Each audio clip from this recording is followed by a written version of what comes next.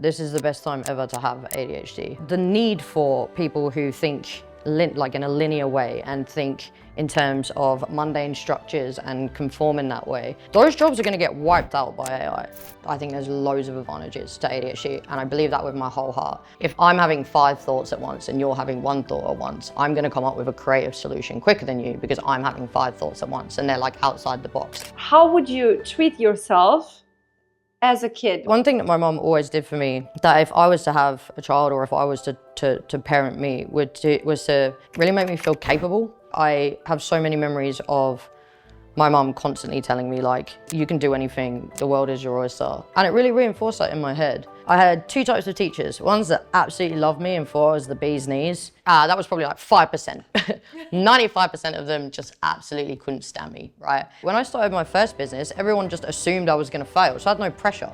Right? There's like no expectation. The thing is you have nothing to lose. You're already in your worst case scenario. So you know that you're motivated by passion and novelty and challenge. The key thing is to make sure that the idea that you've come up with for your business aligns with those things, which is why you see in my keynote I always say, like, don't do drop shipping because you're not passionate about it, right? It's just something that's novel. We live in a world now where that is possible for literally anyone, and you already have an advantage because you have ADHD.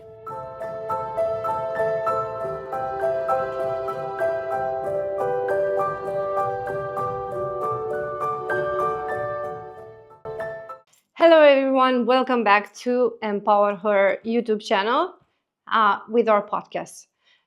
So, surprise, I'm speaking in English because this is our first podcast that it's not gonna be in Romanian, and I hope you're gonna love it.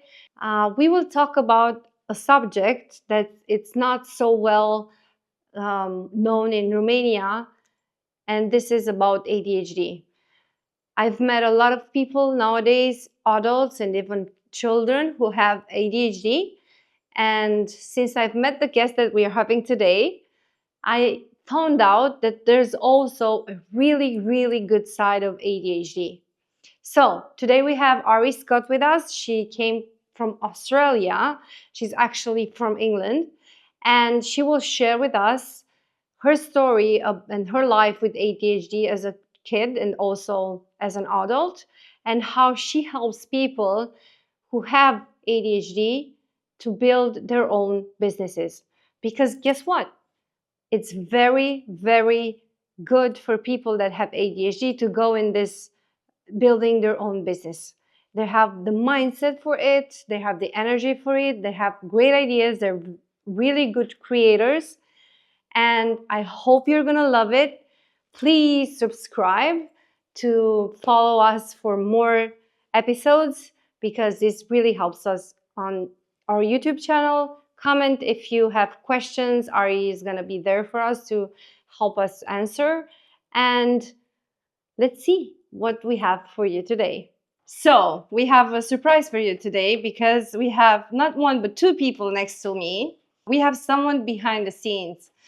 She's Denisa, and she's helping you guys experience our podcast in YouTube because she's responsible with that and so many much more things on Empower Her. And we also have Ari, which is Ari Scott. Guess what? She's from Australia and she's opening a new door for us, which is an international podcast because it's our first one in English. So please bear with us. If you will understand what we're saying, I hope everything will work out, and we're not gonna go in a Russian type accent, or maybe we will, I don't know, we'll see. Because we wanna make this fun for you, and we wanna treat a subject that it's gonna be both interesting, very new to the public, because we want to bring awareness to the ADHD communities and people. We will talk about this with Ari because, as she's gonna say to you, she has her life around this ADHD world. So, Denisa, thank you for coming. Ari, thank you for coming. My pleasure. From Australia. My pleasure. Technically, I'm from England. But I do live in Australia, so I'll let you off. Okay, so she's from England. She's from England. She's English, but she's living in Australia. And let's see where she's gonna go next. And where did Denisa met her? because this is how she came to us and how I met her at the FOMO festival that was just a few weeks ago, and I still have the bracelet, which means it was great. Thank you so much. I am super excited to be here with the two of you. It's interesting because I met the two of you at the same time almost. Like I met you in Bali last year and also you last year when I was struggling a lot. And it's so interesting to have you both here and to be able to talk about this interesting topic, which is not so discussed in Romania. And it is very good to have you here on and talking about this. So thank you for having me, both of you. Yeah, both of you. Well, thank you for having me, really. Okay, so let's see who is Ari these days.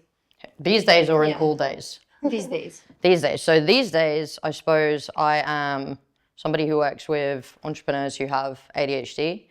The reason being that having ADHD can make living in society quite difficult, but having ADHD gives you a lot of advantages as an entrepreneur. So once I realized there was a connection between the two of those things, I felt unbelievably compelled to make sure as many people with ADHD as possible knew about that fact, so that if they were struggling in like traditional society, so jobs or school or whatever, there was an avenue out where they could have a super fulfilling life and make shitloads of money potentially too, which is great. So I guess on the surface, that's who I am now. As a person, I think probably still the same as I was like 5 years ago, just better at speaking on podcasts now. And on big stages. And on big stages, yeah. Okay, how did you discover that you have ADHD? When was that? How was that? How did you struggle with it? Or how did you, how was your life back then? Yeah, so I was tested for ADHD when I was 10, but back then in England there was a stigma still that if you were intelligent, you couldn't have ADHD. So even though I had all of the classic like symptoms and characteristics of it, when I went for the diagnosis, they told my parents I was too smart to have it. So I was basically sent back off into the world, and that was that. And then when I got older, I was seeing a psychologist who kind of floated the idea to me. And I was like, no, I've been tested, like that's not me. And then she was like, are you sure? And I was like, you know what, maybe I'll just go again. So I went again as an adult when I was 28, or 27, 28. I'm 32 now, so 4 to 5 years ago. And yeah, it was great. I think that it's weird because even though I like had been tested and had been told I didn't have it, I wasn't surprised that I did still, because I just have so many like clear signs of it. And I think at first, like there was a feeling of like excitement, right? Because I'd felt like I'd been battling against something that I couldn't see my whole life, something that I couldn't understand. And then I had this opportunity to understand this thing that was going on for me and kind of like figure out what I could do with that. But then just after that, there was like a period of grief where I was like, imagine what my life could have been like if I'd have known this when I was tested at 10 years old. So it's kind of both. It's like excitement and kind of empowerment, empower her. See what I did there? Kind of excitement and empowerment, because I was like, oh, like this is an amazing opportunity. But there was a short period where I was like feeling a bit of resentment that it had taken so long to be able to know about that opportunity. Mm-hmm. Yeah, because there were like 18 years gap until you got like for sure that this is what's happening to you. Exactly. But you spoke about signs, or that you have all the signs that you have it. So I would like to like split this in two. How does, if someone's watching us, and I hope so, if you are a mother or a father of a child, what are the signs for a kid to see like, okay, he might have and I should test him? But also if you're an adult and you struggle and you don't know what's going on with your life, and maybe you will question yourself if you have it or not. So from both like perspectives, thank you. How is a child with ADHD? How is an adult? Because it's a lot way calmer than we think that adults have it. So let's see about that. So I mean, there's not much of a difference between the signs of kids and the signs of adults. It's just environmental, right? So there's also 3 different types of ADHD. So there's kind of different things to look out for. So what you have is hyperactive ADHD, you have inattentive ADHD, and you have combined ADHD, which is both of them. So hyperactive ADHD is very much like the physical side. So if they're driven by motor, is how they say it in the diagnosis criteria. But I'll give you an example. One of my school reports when I was a kid said that I should be sponsored by Duracell batteries because I seem to last 5 times longer than all the other kids, right? Do you have Duracell batteries here? Right? Yeah. So, right? So that's what that means, like just like, you know, full scale energy. Struggling to sit still, fidgeting, like a lot, like swinging on the chair, like just a ball of energy, right? And then the inattentive side, which is more internal. So that is maybe things like daydreaming or struggling to listen if someone's talking at me for a long amount of time. So say if you were to ask me a question, I'll be honest. If you were to ask me a question and that question is longer than like 2 minutes, I don't even hear the end. Like I've just heard the first half and I'm just winging it, right? So keep our questions short. No, you can. It's okay. I'm well practiced. You'd never know. And then impulsivity as well. So like struggles with controlling impulse. So taking big risks or kind of speaking like out of turn. I hate that phrase, but like speaking out of turn. These are all like kind of classic signs. And then also, I guess. The combined one? So yeah, so the combined one is both of them together, right? So I have the combined one. Awesome, right? So I have like that high energy, that hyperactivity, the impulsivity, and the inattention. So the daydreaming and the struggles with listening and things like interrupting people. Like one thing to look out for if you're an adult is like, this is such a, and I'm not saying if you do this, you have ADHD, please see a doctor. Don't take like my opinion on this. But is, you know, when someone's saying a sentence, I don't know if this happens to you, and you can already tell what they're going to say, like by the end of the sentence, but then they're taking forever to get there. Like, not being able to resist the urge to just finish the sentence is such an ADHD thing to do. And I feel like that combines everything perfectly because it's that hyperactivity, impulsivity, and also like your brain kind of going all over the shop. So that's the sort of things that I would look for if you're looking for that in a child or in an adult. Wouldn't be much different. That's so interesting, I think, because when I was watching your content actually, and I was looking on your Instagram, I found so many things, like interesting things that you talk about ADHD and how you put it in a like good light. And it's like sometimes I'm like, I also want to have ADHD because that you know, that thing seems cool.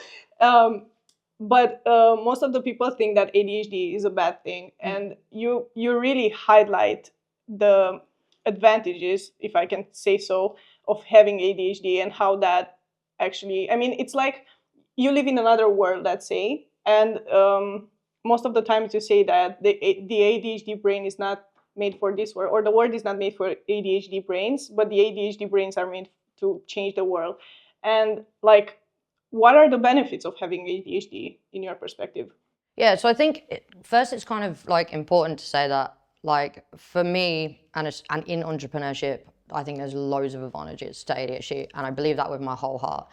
I think where there are also a lot of struggles that come with ADHD, but I think that a lot of those struggles exist because of how society functions, right? We run to a clock, we have to have a boss, like there's so many elements that require you not to have ADHD for you to like thrive in society. So I don't want to take away from the struggle of that because it is there. However, the positives of ADHD are also exponential to me, especially as an entrepreneur. So people with ADHD have like divergent thinking, which means that we have creative problem solving abilities. So if I'm having 5 thoughts at once and you're having 1 thought at once, I'm going to come up with a creative solution quicker than you because I'm having 5 thoughts at once and they're like outside the box and tangential, right? We also have a like low worry about risk, which in some ways is negative, but in entrepreneurship is something that you need. You can't be an entrepreneur if you're terrified of the risk, right? We also tend to be more creative, full of energy. So I don't know if anyone that's listening has ever built a business, but it takes like, 12 to 14 hour days usually at the beginning. So we've got that high energy. We have all of these incredible ideas. Honestly, the list goes on. And the coolest thing is if you look through history at all of the, well, not all of, but if you look through history and either see who was diagnosed with ADHD or who would have been diagnosed with ADHD if it was around then, countless numbers of innovators or revolutionaries or world changers or like just horrendously famous entrepreneurs have ADHD or have all the signs of ADHD but were never diagnosed. So that should tell you enough that if you have ADHD and you want to get into entrepreneurship, that is the opportunity that you should be going for, right? And to me, as far as I'm concerned, that's such a gift. Yeah. Because I'm like, cool, I have this cool thing that all of these other people through history had, that can potentially make me better at this thing that I love doing than someone who doesn't have ADHD. Mm-hmm. Could you give us some examples of famous people with ADHD? Famous people with ADHD, Richard Branson, so from Virgin, Paris Hilton is another one. will.i.am from the Black Eyed Peas. So not diagnosed, but for sure Picasso, for sure, right? Like there's a whole, actually, have you ever listened to How to Take Over the World, the podcast? I don't think so. Okay, well you should because it's great. But he basically does like breakdowns of people's lives, like significant people through history. And every time I listen to an episode, I'm like, oh, ADHD, oh, ADHD. Who else? So we've got Picasso, we've got, God, I'm so bad at memory recall. That's actually another ADHD symptom. We can edit that one in earlier. God, there's loads. Walt Disney is another one. Now, if you leave it with me, the way ADHD works is I'll think of one in like 5 minutes and then I'll interrupt you and I'll just be like, oh yeah, and so we'll do that. Awesome. Like, how can a person that has ADHD, or even if it is diagnosed or is not diagnosed, can live in a society that it's not made for these people? Like, how hard was it for you until you discovered that you have ADHD, and what would be the advices for other people that struggle with the same thing? Yeah, I think, so the struggles that I had before being diagnosed with ADHD were pretty much mostly tied to work. So I am terrible at being an employee. So I've been fired from 5 jobs because what would happen is I would get a job, and if the job wasn't challenging, which usually wasn't because I was also expelled from school because I have ADHD, then I'd be really good at it for 3 months, right? I'd be like the best employee they'd ever seen. And then what would happen is I'd start to lose interest. So the thing about ADHD is, whereas people who don't have it have what's called an importance-based nervous system, people with ADHD have an interest-based nervous system. So what this means is if you have ADHD, you're motivated to do stuff when it is connected to passion or interest or challenge or urgency, right? So start of a new job, first 3 months, challenge, probably passion, novelty, because it's new, right? So the novelty is a big one on that interest-based nervous system too. So I'm there for 3 months, and then I start to get bored, all right? And as soon as I start to get bored, I start to lose motivation because the dopamine's wearing off. So I was just stuck in this cycle of get a job, be great at it, start being shit at it, and then lose that job like through my whole 20s. I just couldn't sustain that. So probably that. Okay, and what would be your advices for people that also struggle with these kind of things? Like they find it hard to adapt to this society, like how the world is designed right now, and like, I don't know, some encouragement for them. I know this is a thing for ADHD to risk a lot and to love risking, but there are also people that probably are afraid to do that, but they see themselves like they don't really fit in this society or how it is designed. So what would my advice be for somebody who has ADHD and is struggling in employment? Start a business. Of course, start a business. And I understand, like, yeah, so with ADHD, we do have like a higher risk tolerance. I understand that it's still scary, but one of the major benefits of being somebody who hasn't done particularly well in traditional employment and might have failed and fucked up 1,000 times is that nobody really expects you to do that well at anything, right? Which sounds like a negative, but for me it was great. When I started my first business, everyone just assumed I was going to fail, so I had no pressure, right? There's like no expectation. So the thing is you have nothing to lose. You're already in your worst case scenario, because your worst case scenario is I have a job I hate, or I've just lost my job because I can't sustain one and everybody thinks I'm a fuck up. right? What a great jumping off point. It is literally all uphill from there. So start a business, like find a problem to solve that you're good enough to solve, make it an internet-based business so you don't have to manage all of the moving parts. So like sell through content. Like we live in a world now where that is possible for literally anyone, and you already have an advantage because you have ADHD. In the last years, I see that more and more children are diagnosed with ADHD. So speaking with someone about this, I received like a statement that was really interesting for me. And she said that I was born now with the brain of the future. So how do you see that? I mean, I think that when I was speaking to her, I could see around her head like a big net, and how she was connecting dots. And I know that she was speaking about a lot of things that had no connection apparently to each other, but I could see like a genius in front of me. Like she was connecting all the dots together, and she was so awesome for me to watch that.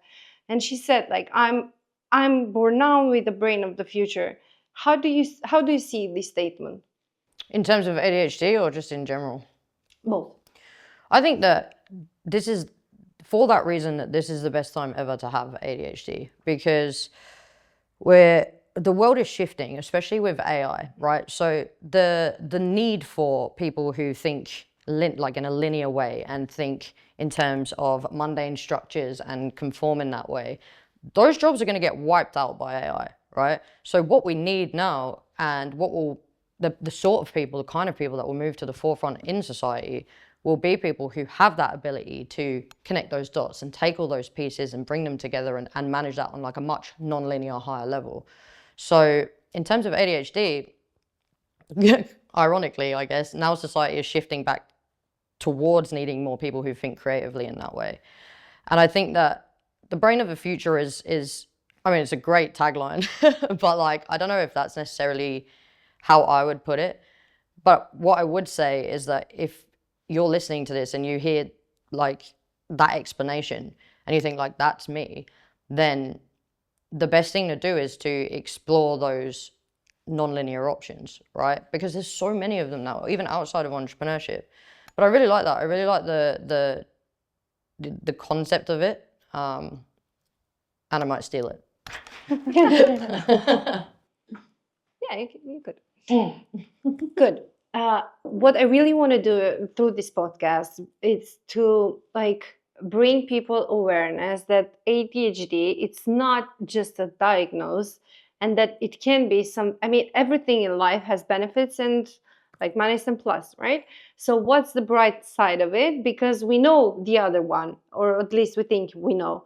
To bring to mothers, like for their children, an aha moment to think like, okay, maybe this is not such a bad thing that my kid was diagnosed with it. Yeah, I think that's such a good question, because I think one thing I've noticed since, obviously I've been in Romania for like 3 weeks now, and it's interesting because I think the awareness around ADHD in Romania is about 10 years behind where it is in Australia and England, which is quite surreal for me, because I'm getting asked questions that I don't normally get asked, which is great because I love it, because it makes me sound like I'm really future thinking, even though everyone's already said it. But I think it's the same thing. I think it's like, look, it's difficult to be a parent of a child who has ADHD, because but that by them having ADHD, inherently they're going to have a more difficult experience. And that is the last thing that a parent wants for a child, right? A parent wants a child's life to be as easy as possible. But trying to use things like discipline and trying to change them so they can have that easier life is fundamentally going to be ineffective. So the strengths of ADHD, and this is important because I'm going to connect it back to the discipline, but the strengths of ADHD, things like creativity, things like hyperfocus. So ADHD is actually a terrible name for ADHD because it's attention deficit hyperactivity disorder. It's not actually a deficit of attention. There's no lack. It's a regulation issue, which basically means that either it's like all or nothing. So either we're really interested or we're not interested at all, right? So that creativity, that hyperfocus means that if you have a child now who is deeply interested in something, encourage that, right? Because the chances are they're going to find those passions really early and be able to explore them in the future. Emotional dysregulation as well. So basically people with ADHD feel things more intensely than other people around them. And again, as a parent, I understand that that's challenging because kids have big enough emotions as is. But they also feel joy and they feel excitement and they feel passion more intensely as well. Like it's a spectrum. So rather than trying to change those parts of ADHD children, use a strength-based approach to encourage the parts of them that they'll be proud of. You know that's what's interesting is if you have ADHD, you've received 20,000 more negative messages about yourself by the age of, I think it's 12, by the age of 12 compared to people with not ADHD. 20,000 more messages as a child, right? So by the time that little ADHD kid gets to 12 years old, they're already dealing with like some deep internal struggles of not being good enough, of needing to be different, of needing to hide parts of themselves.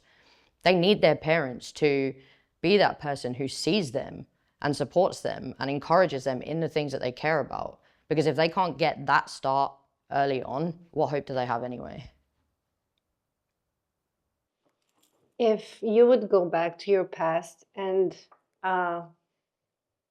you would be your mother, how would you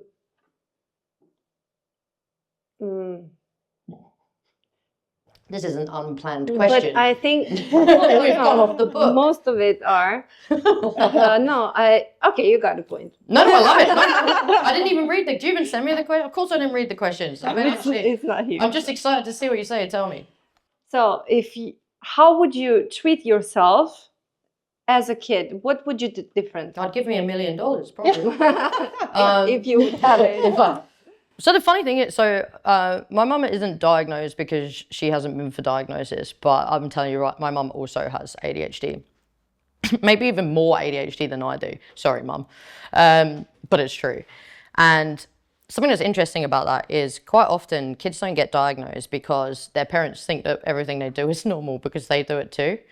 My mum did everything right. Like she took me for the diagnosis. The doctor fucked it up, not her. But one thing that my mum always did for me, that if I was to have a child or if I was to parent me, was to really make me feel capable. And I think that that's really important. Like I have so many memories of my mum constantly telling me like, you know, you can do anything, like the world is your oyster. And it really reinforced that in my head. So I don't think, like for me, that there is anything that I would have done differently, for two reasons really. One, because everything that's happened to me moving through my life has led me to where I am now, and where I am now is pretty dope, right? But the other side of that is just, I think that like from a parenting perspective, especially with my ADHD, because I think it's because my mom has ADHD too, like that stuff was never really a problem at home. It was a problem at school. So maybe a better question is if I was teaching me, because that was much harder, like school was much harder for me than the home stuff, if that makes sense. Okay. So, want me to answer you that one? We are here just to stay, and you can put yourself your questions. You can ask yourself. That was a good question. It was next, actually. Oh yeah, I can see it there. Okay.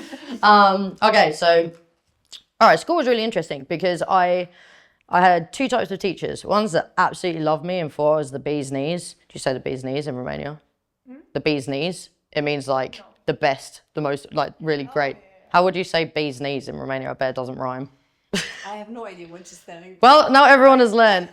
So the bee's knees, so it just means they thought I was great. They thought I was fantastic. That was probably like 5%. 95% of them just absolutely couldn't stand me, right? Because I was disruptive, so I was full of energy. I constantly had questions. But teachers used to make me sit on my hands so I wouldn't ask questions anymore. Yeah, savage, right? Hope you feel bad. So yeah, and it's really interesting, again, with my school reports, it's so interesting to me. So when I'm like 4 and 5 years old, my school reports are like full of energy, obviously, loves to learn, like super curious, super inquisitive, will get involved in everything.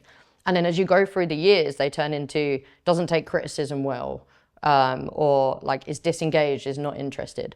And that happened because all of those parts of me that were inquisitive, that were fully engaged, connected to my ADHD. And as I got older, they became more disruptive to the system that I was in, right? So they were punished.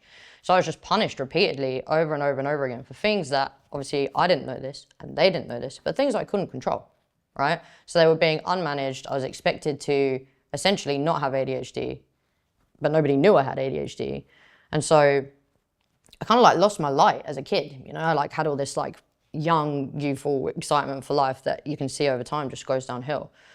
And I think that if you have a kid in a classroom and you know that they have ADHD or you suspect that they have ADHD, making accommodations for them can actually change the game. Things like just let them doodle, right? Like they'll still listen. I will listen better if I'm doodling, right? Because it's stimulating, because school is boring, right? Like let's just call a spade a spade. It doesn't matter if you have ADHD or not. Like this is 7 hours of children sitting there like listening intensely and copying. So add that to ADHD and it's like times 10. So like things like let them doodle, let them stand up and like go for like a 2-minute walk. Call it a bathroom break if you have to. Like who cares? It doesn't matter because they're gonna learn more. Make space for their questions. Speak to them again through a strengths-based like approach. You are dealing with children who have had a lot of negative reinforcement by this point. Positively reinforce when they do well, and they will continue to do it. You know, I had the teachers that did that for me, that positively reinforced the things about me that other people had never noticed. I got straight A's in because I wanted to show up, because they were validating things about me that hadn't been validated up until that point. Like, and it's just always that same way. Like ADHD children especially are so people sensitive, and they just get hammered and hammered by negativity about themselves, and they just internalize all of it. And then it goes from shame and guilt to poor behavior, because it's like, well, if I'm going to do the time, I might as well do the crime. And then they get dopamine from that. They get stimulated from like behaving badly instead. I used to love getting in trouble. I thought it was hilarious because it would like make me less bored, right? So yeah, definitely like, again, just giving them the space to be who they are. That's all it takes. And how did you have the courage to change the system where you were in, and you were used to live in a specific system, and then to change everything in your favor and everything for your brain? Like, how did you do that? And like, where did you find that courage to change everything? I don't really think it was courage, to be honest. Like, I would love to take the credit and be like, yeah, I'm so brave, but I don't think that's what really happened. I always kind of knew that I wanted to get into entrepreneur. Not even, I just kind of knew that I wanted to make more money, and it was basically a case of like working jobs and keep getting fired or figure out another way. And again, it's that same thing. I just had nothing to lose. I don't think that's necessarily particularly courageous, just fortunate. And like, it's kind of like I was saying to you yesterday, actually. It's a case of, especially if you have ADHD and you want to be an entrepreneur, you have to have this weird contradictory mindset of being willing to like risk it all, but being worried about losing it all at the same time. And I think my circumstances at the time just perfectly personified that, because it was right at the start of COVID with this business, and no, the business before, sorry. And I had lost my job in hospitality, so I just had like no options, you know. And I was living in Australia, so I couldn't get any. Australia gave like government support to people that lost their jobs, but I'm not Australian, so they didn't like give that to me. And the flight back to England was $10,000 because it was COVID. So I was like, oh, I'm stuck here now. Might as well use the time. So I think that, I don't know, I'd love to look at it as courage, but it wasn't something that I was afraid of. So I don't feel like it was courage. I feel like it was just necessity and a delusional sense of self-confidence that probably wasn't backed by much authority, to be honest. That's so interesting. Since I've known you, and that's for a couple of weeks, I am more inclining to meet people with ADHD and we're really like cool. to, yeah. Makes sense. I mean, you are. So if let's say I'm gonna make a post online that I want to hire people who have ADHD, right? Yeah. What changes should I make to the culture of my company? Because maybe not all of them are going to be entrepreneurs, but we as entrepreneurs, we can change the culture and the environment for them to be like top performance, right? Yeah, so definitely. what, let's say 3 changes that I could make to adjust this in my company. It's funny how you asked me that because I've never been in that situation. So I'm not even sure I'm the person qualified to answer it, but I'm going to. So the first one is like flexibility, especially around schedule. I actually had, funny enough, the last job I had when I was building Handle, which was my business before the ADHD Entrepreneur, I needed a job to like work part-time. And you know what was so annoying? I got the best job ever. Like for the first time in my life, I had the best job and the best boss. I was like, no, and I was so annoyed because when I launched my business, I was really looking forward to my moment of being like, you stick your job, I quit, you know, but she was the best. So I couldn't do that because I loved her. And she did this really well. So with me especially, her name's Chrissy, and she gave me flexibility and trust. So I worked from home. She let me start a little bit later because people with ADHD have a delayed circadian rhythm, which means we tend to sleep later and get up later. So she let me start a little bit later, let me kind of set my own hours and just trusted that I would get the work done. And I did every single time. So that would be one, like flexibility and moving away from the rigid structures of 9 to 5 or anything that is rigid in the workplace.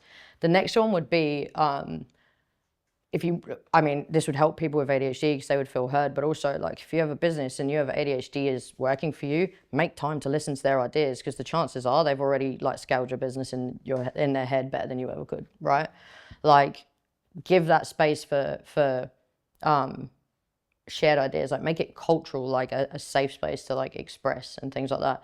And the third one I think would be a safe place to communicate with struggles. So like a constant loop of feedback. So I don't know, maybe once every 2 weeks having a meeting and being like, how are you going with this? Is there anything we could change to make this easier for you? Blah, blah, blah, and all of this. Because that's kind of like being seen, being heard, and being allowed to flourish, right? And what more could you want from an employment role? I really want to thank you for this. My pleasure. Because I was talking with a colleague of us, and she's with us for a couple of years. And we both think that she has ADHD. So she came to me last week and she told me, look, I feel like I'm in burnout. I want to take, I don't want to leave this place. I love the place that I'm working, but I'm not as productive as I used to be because I think I lost a little bit of interest and I would like to take a break, but not for good. And how can we do that? I'm going to go on a holiday for 10 days, but I don't know how I'm going to, I mean, she was really honest about it. And she's always really, really honest. I respect that. That's very brave. It's brave. And she was like, okay, let's see how we're going to manage this for the like next 2 months. And what you told me is exactly what she needs. Right? Because she needs a break, but she doesn't want to leave the company. So I have to be flexible. And I said, okay, let's see how we're going to do this month. And then we're going to talk about after you come from your break. She needs safe place. And she does. If she has safe place and she can talk about things, she feels listened and she is. Yeah. That's why she doesn't want to leave. It's exactly what you said, right? You didn't want to leave the job with Chrissy, right? But I think that's a testament to you too, because like, the only time that I felt that way is with Chrissy, and she was a great boss. And like, I think that the fact that she felt safe enough to be able to have that conversation with you means that maybe you should be talking about how to do it more than me, because you've done it and done it well. Yes, but in the same time, it's just like the hype you were talking about. Like she was top performing, she was really good at it, and then we both now analyzed. And she came to me and she said, "I can see that I'm declining, and I want to do something to be back where I was." So this really helps me because now I can understand that maybe I even said to her, let's do like Monday to Thursday program and you will have free day on Friday and like 3 days and see how that's going to work. Nice. And she had really good ideas at the start. She was coming with solutions, like things that she had the enthusiast to make changes in the company. And now, okay, we don't know if she has it or not. It's not important We're not because diagnosing you on the podcast. we're not doctors, right? But in the same time, I can see how she fits in this need of everything that you said. So maybe this can change one life. And if this is gonna happen and just one life is gonna change, let's do it. 100%. Yeah, I always think that way. When I started making content, I used to think that all the time. Like, if one person benefits from it, that's enough. Try and keep that mindset even now, even with like my huge audience. That joke. She's a star. Even with like the size of my audience now, like. That's really helpful. So yeah, hope it helps. So for all the entrepreneurs out there, like if you have someone with ADHD or you suspect they have, or you want to hire someone, we have like the plan, and they like it's a 3-step plan. It's so simple, right? And yeah, of course, you have to also be not in the growth mindset, right? Because if you're in a fixed mindset, it's not going to work.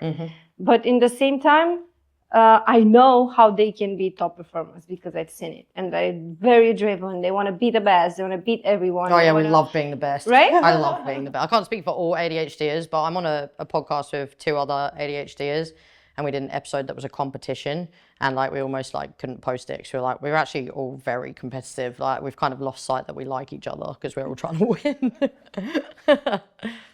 Cool, thank you. No worries. I remember you posted something on your Instagram about how people with ADHD tend to start a business and then like get super excited about it, super passionate about it, and on the launching day they lose interest and they don't do it. Like they stop doing it.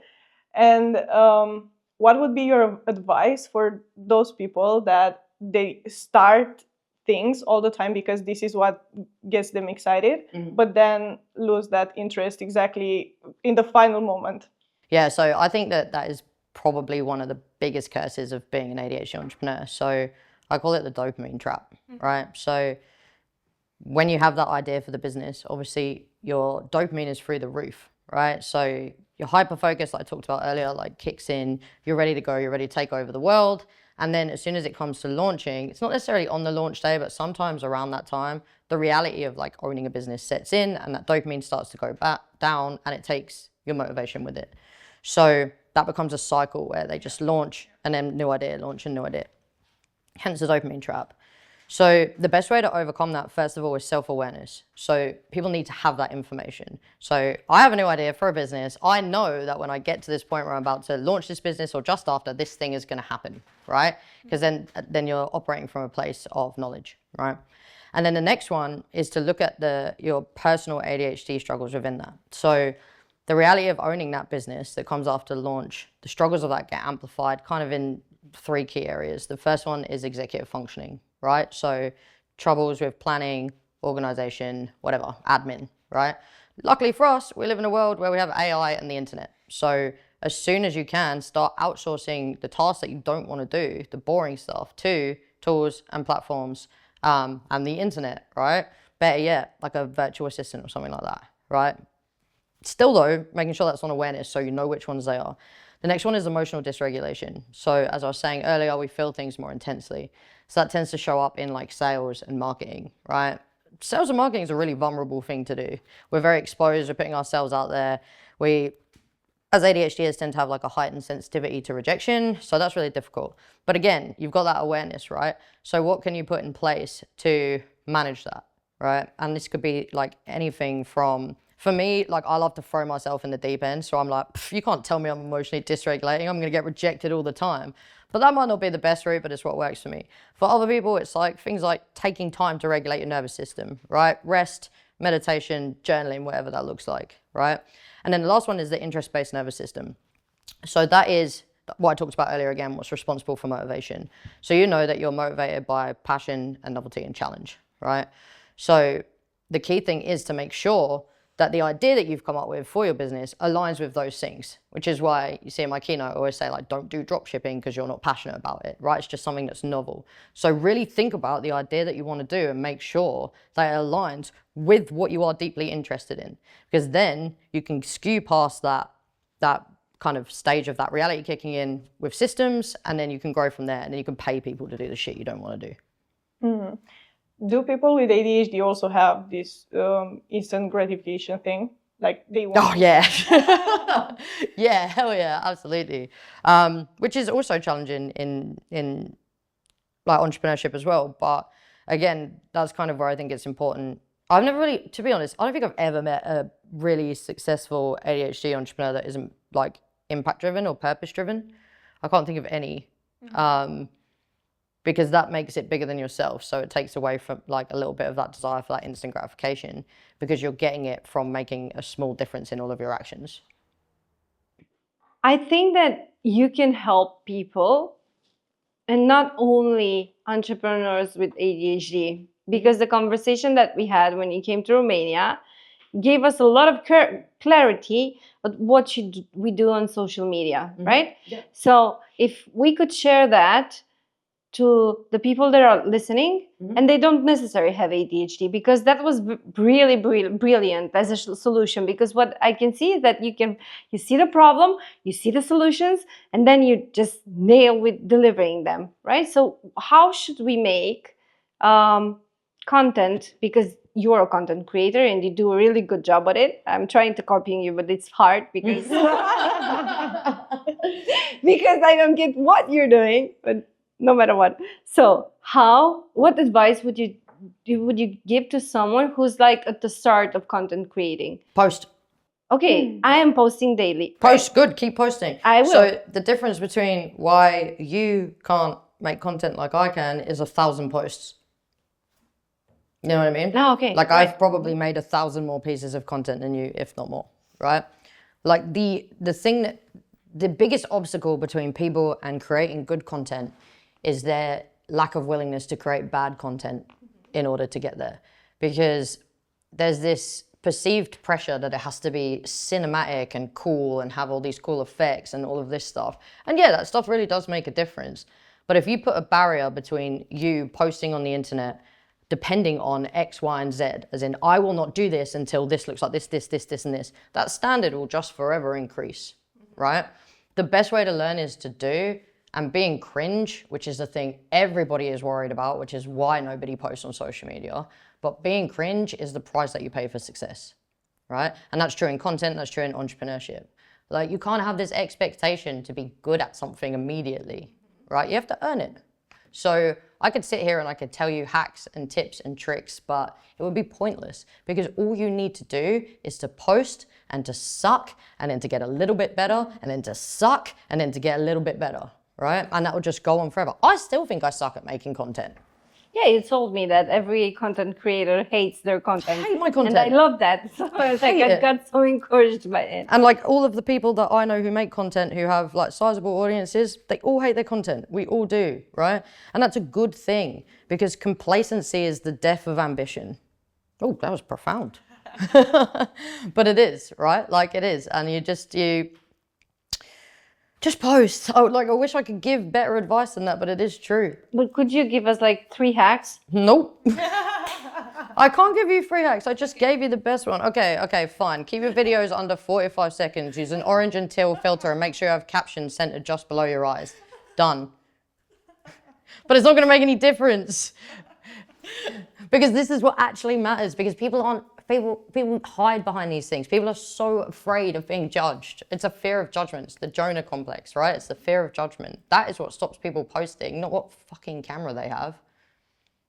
We all have cameras. We have 4K cameras on our phones. 4K. 4K is such good quality that Instagram can't even handle it. We don't need, like, there's no secret. It's just time and effort and consistency, and most importantly, just not being afraid to look fucking stupid. Have you seen my early content? I don't remember. That's really important that you just said that. You don't remember, right? My early content is back when you had to, in order to do well on social media, dance. This was dancing. on the internet every day and pointing at things every day. I look ridiculous. Nobody remembers now. Nobody cares anymore because now everyone only cares about my message, right? Yeah, that's true. And it's also how it's your perception about what you're doing stays on the table. Because I did a post these days and it had like 35,000 views, and there were some hate comments, some political comments, some like blame the new president, like whatever. Oh, yeah. And I had a lot of fun. Just, I mean, I was like, look at what this guy is saying. Where, like, oh no, but they are being paid to do this. And I'm like, yeah, I get a lot of money out of it, you know. So, Yeah. but I didn't look at the 1, 2, 3, 5 comments that were bad. I had a lot of fun with them, right? And this is like, I'm gonna keep doing it because I saw that it's not gonna affect me if I get hated or people are gonna blame me or they're gonna do like bullying online. Because I know it's about them, right? So I think that I can't even imagine how insanely sad somebody's life has to be that they would take the small amount of time and energy that we have on this planet to go and negatively comment on a social media post. I just have deep empathy for those people, right? I'm like, first of all, like, don't you have something better to do? And second of all, you're so driven by this anger that you'll go and tear someone down. Do you want to know the comment that I get all the time, though, which is quite funny? Everyone always says I look like Draco Malfoy, and they're kind of right. So I can't really escape that one. But imagine if I like took that to heart and was like, oh no, everyone says I look like Draco Malfoy, I'm going to dye my hair brown now and not make content anymore. ADHD? No, he's too evil to have ADHD. He's a bad guy, you know? no. Ron, I knew this would happen, didn't I say? Famous person with ADHD, Emma Watson. Oh, Hermione Granger. Really? yeah, wow. Told you that would happen. That was so satisfying. But yeah, so, but the point is like, yeah, don't worry about negative comments. Like, one thing that I learned, I can't remember who said it, and I wish I could give them credit, but my memory is terrible. But when I was like early in my own like content journey, I saw somebody wrote, you'll never be judged by somebody a step ahead of you. And that's so true. Like, if I ever see somebody post content that's like, whatever, it's like the quality's bad or whatever, the last thing I think is like, what? Quality's shit. All I think is like, man, good for them, because like, that is the hardest step to take. And like 6 months from now, they're going to be killing it. You know? Like, the only people that judge you are the people that are jealous of you having the courage to do what they wish that they could. Can you say that again? Like, No. not all of it. There's a rule when you Like, don't the be on a only people podcast. that are gonna judge you are those people who are. The only people that will judge you are the people that wish that they had the courage to do what you are doing. Yeah. I don't know if that was word for word. I have a rule on a podcast that if you don't get my thought the first time, you don't get it at all, because I can never remember what I said. I did get it. I just want to make sure. You're like, can you drive at home? Like, nope. We'll just cut the edit so that you just play it twice. It looks great. No, we're gonna leave it just it is. We never cut through it. Just some parts. You know. I love that. So, Then- because we are I am done with. because we are at Empower Her podcast and this is Empower Her community, what would be an empowered message that you could deliver to this community, encouraging them to actually follow who they are? Because you have ADHD, for example. Other people have other things that they are diagnosed with a lot of other diagnosed, but like something for them to be aware of the fact that it is okay to be different. It is okay to be yourself, to be unique, you know, like an empowerment message, an empowerment statement for them. I think that most people who are dealing with any sort of diagnosis or any struggle like that tend to find themselves focusing a lot on what's happened to them in the past or the results that they've had in the past. And I think if I had the opportunity to speak to everyone in that situation, I would always say the same thing. And that is as simple as your past experiences don't define your future outcomes. And I think that remembering that is really key when you are doing anything that requires you to be brave and take a big step. Wow. This is Ari Scott, guys. That was so beautiful. Yeah. I mean, this is not how I met you, though, but Yeah, we don't talk about clubs in Bali, okay? Yeah. Amazing. Thank you so much for being here, Ari. And Okay, bye. I remember some. So I have one more question. Okay, bye. Man, I thought I was getting out of these lights in this 40-degree heat, but apparently not. No. Go on, Ed. Just one more. yeah, We that's have the a question from our another previous guest. guest. Sure. So, what's missing in your life, and why do you feel that you don't have it yet? What's missing in my life? Whew, a retirement fund? So seriously, it's the one thing I can figure out. I have zero money saved for, well, not zero, but I have very little money saved for my future, which is why I have to be really good at entrepreneurship. So it's not a very deep answer, but it is true. Like if I was to think about like the one pillar of thing that I should probably have that I don't, it's definitely any savings for when I'm old. I know it wasn't very interesting. It took you forever to find that though, but I wish I could give you more. Like on an emotional level, I suppose I could give you It's on this nothing though. So the problem that I'm having is, I was talking to Denisa about this last night, is in the last few weeks, I have literally been living my definition of success, right? It's taken me years and years to like get to that point. But if the rest of my life looked like how the last 3 weeks of my life looked like, I would be the happiest person on the planet.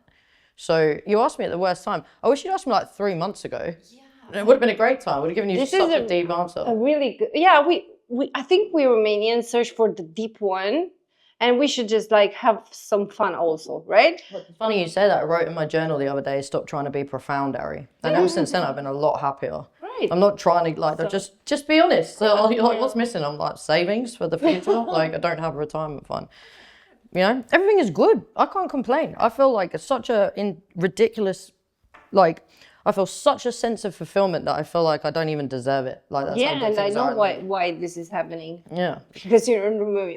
Because I'm in Romania, yeah. I love Romania. I love it. I really How do you like it here? I love it. I absolutely. I got 2 tattoos since I've been here, so I love it so much. I think, well, so I haven't seen Romania, but I've seen Bucharest, and I think that this is one of the most like artistically driven and fascinating cities I've ever been to. And I've been like to a bunch of cities, and like I've literally stayed here for so long.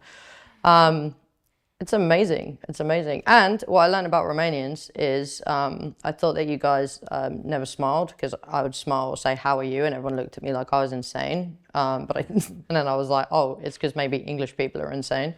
But what I learned was when I met anyone who was Romanian, except maybe you the first time I met you, like there's like a moment where you're trying to decide if I'm like a decent human being. But once you do decide, you guys are the best. Like you're so much fun and you're so interesting. And I've had like these incredibly amazing conversations, man. I'll never forget being in Bucharest. It's been incredible.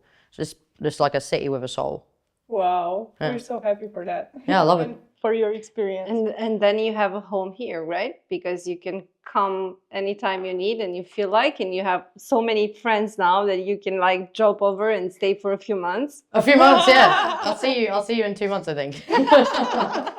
Cool. Come. Okay. All right. Thank you so much. Oh, Wow. my pleasure, everyone. Oh, no, do it better than that. That was rubbish. Yeah, there we go. I love it. Can't just be like, there's no sound. It's crazy. Yeah. That was amazing. Thank you. Yeah. Thank you so much, Ari. It's all right. So this was Denisa and Ari Scott with us today. We had so much fun together. We spoke about a lot of things about ADHD for mothers, for adults, for parents, for children, and how should we adapt our lives for their ability, because I don't see it anymore as a disability.